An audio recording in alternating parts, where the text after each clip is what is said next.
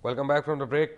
Break में जल्द पहले आप बात सुन रहे थे अब्दुल कादिर गिलानी साहब की, हमारे साथ मिसेस सऊद अजीज़ भी बैठी हुई हैं। मुझे ये बताएं कि ऐसा तो नहीं है कि आपके मियाँ को ये कोई प्रेशराइज कर रहा कि जनाब तुम अपना बयान बदलो और ख़ास लोगों के नाम दो, तो फिर तुम्हें बेल दी जाएगी?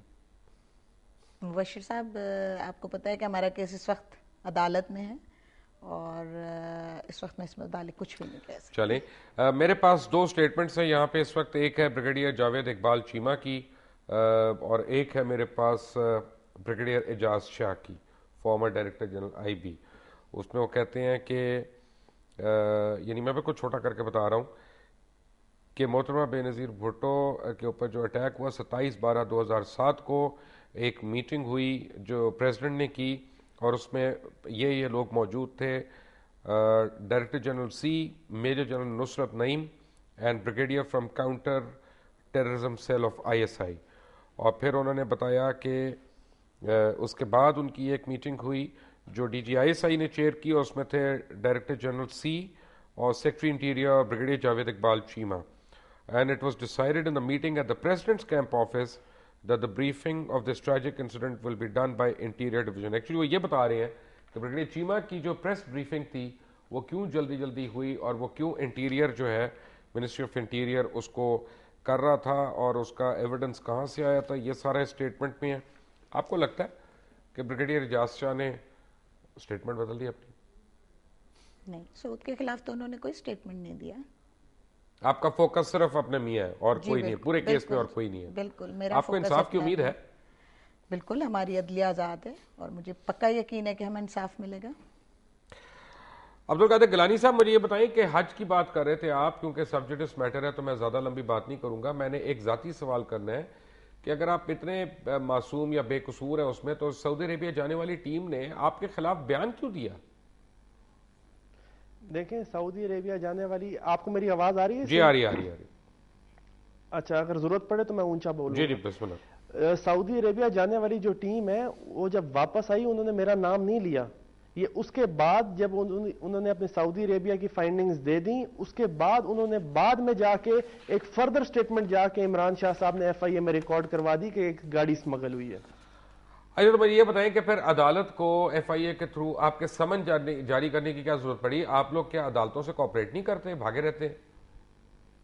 नहीं जी, बिल्कुल मैं तो अदालतों से कोऑपरेट करता हूं। आपने देखा होगा पिछले दिनों जब मीडिया पे ये खबर आई कि अब्दुल कादिर गिलानी के समन्स जारी हो गए, लेकिन उन्होंने एफआईए जाने की जरूरत ही नहीं महसूस की, तो तब भी एक नेगेटिविटी थी। जब मैं अब एफआईए चला गया फिर भी आप यही बात पूछ रहे हैं, ना जाओ तो फिर भी एक नेगेटिव एस्पेक्ट है। अगर एफआईए पेश हो जाओ, मैं तो हर जगह पे इनके साथ कोऑपरेट करने की कोशिश की है। मैं तो एफआईए पे भी गया हूं, मैं तो आपके सामने मीडिया पे भी मैंने पहले भी बावर कराया है कि जिन्होंने मेरे पे इल्जामात लगाए हैं वो आके प्रूव करें, मीडिया में प्रूव करें, अदलिया पे प्रूव करें, जाके उधर एफआईए में प्रूव करें। और मैंने भी यही कहा था कि मैं भी एफआईए में भी जाऊंगा और अगर मुझे सुप्रीम कोर्ट बुलाएगा तो मैं वहां भी जाऊंगा। इसमें कोऑपरेशन ना करने वाली कौन सी बात है? राइट। मुझे ये बताएं बेगम साहिबा के एसपी, साबिक एसपी रावलपिंडी अशफाक अनवर ने आपके ख्याल में क्यों आपके मियाँ के खिलाफ बयान दे दिया?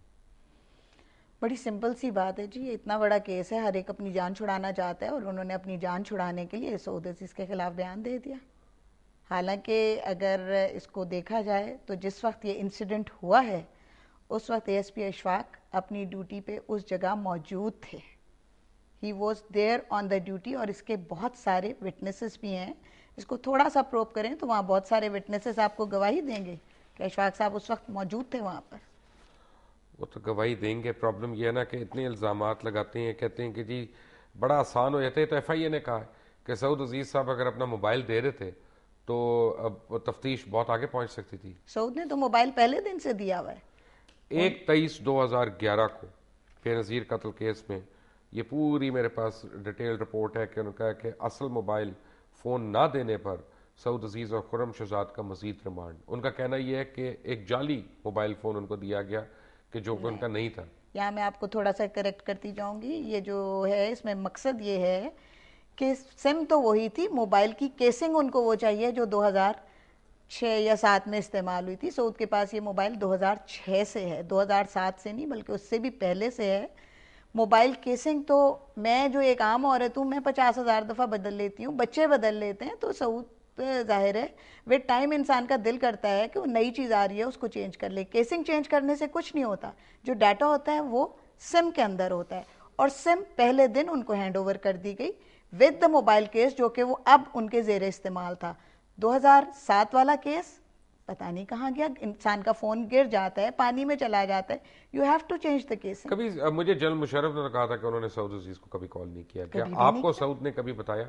नहीं जी, कभी किया ही नहीं। कहाँ जनरल मुशर्रफ, वो प्रेसिडेंट ऑफ पाकिस्तान है। मैं आपको सऊद भी अजीज सुनवाता एक हूँ और DIG। अपने व्यूअर्स को भी सुनवाता हूँ कि अभी पिछले हफ्ते जब मैंने एक इंटरव्यू चलाया था, दुबई जाके किया था जनरल परवेज मुशर्रफ का, तो उन्होंने इस सवाल के हवाले से क्या जवाब दिया, आप भी सुने।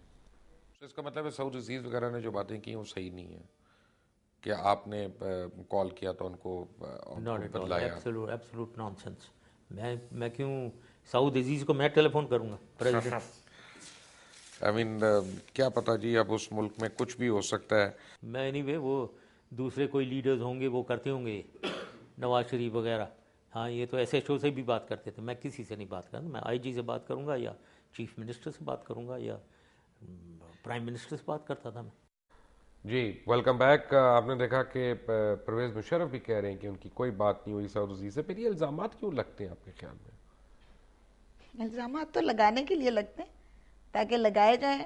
तरदीद वही अभी आपने खुद ही ये बात की थी कि इल्ज़ाम लगाने वाला पीछे हट जाता है, और जिस पे बेचारे पे इल्ज़ाम लगा होता है वो सारे सभा बाजार में खड़ा होकर उसकी सफाइयाँ पेश करता है। अब्दुल कादिर गिलानी साहब, आपके जो बदतरीन मुखालफीन है ना, वो कहते हैं कि आपके वालिद साहब आपको बड़ा सपोर्ट करते हैं आपके गलत कामों में, ऐसा क्यों करते हैं? ऐसा बिल्कुल आप गलत कह रहे हैं। मेरे वालिद साहब जितने सख्त हैं वो आपको अंदाज़ा ही नहीं है। मुझे तो प्राइम मिनिस्टर हाउस आने के लिए उनसे इजाज़त लेनी पड़ती है।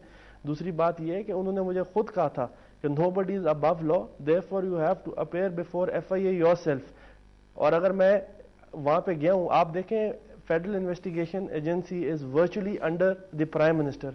अगर वो चाहे तो मतलब FIA भी इधर आ सकती थी मेरे पास, लेकिन अगर मैं गया हूं FIA खुद चल के, तो आप कम अज कम थोड़ा सा अप्रिशिएट करें इन द सेंस कि there is a rule of law and we respect judiciary. यहाँ पे कानून की हुक्मरानी है और जमहूरियत को, जो जमहूरियत, ये इसको, this is the beauty of democracy कि I think I am not above law. मैं FIA के पास गया हूं, मैंने कहा है कि आपके पास जितने भी यहाँ पे इंक्वायरी ऑफिसर्स हैं, नीचे वाले लेवल से लेके DG FIA तक, आप सबको बिठा लें और जो मेरे से सवाल करना चाहते हैं आप करें, मैं उसका जवाब देने के लिए। राइट, अब्दुल कादिर गिलानी हमारे साथ हैं, बेगम इफ़त अजीज हमारे साथ हैं, और जो नहीं है हमारे साथ वो हैं चौधरी मोना सलाई। हालांकि उनके दो मीडिया मैनेजर्स ने कंफर्म किया था, रिजवान मुमताज़ और चौधरी इकबाल ने, कि वो यहाँ पे होंगे, आज हमारे से राब्ते में होंगे। उनके घर पे भी DSNG गई है, पर उन्होंने नहीं समझा।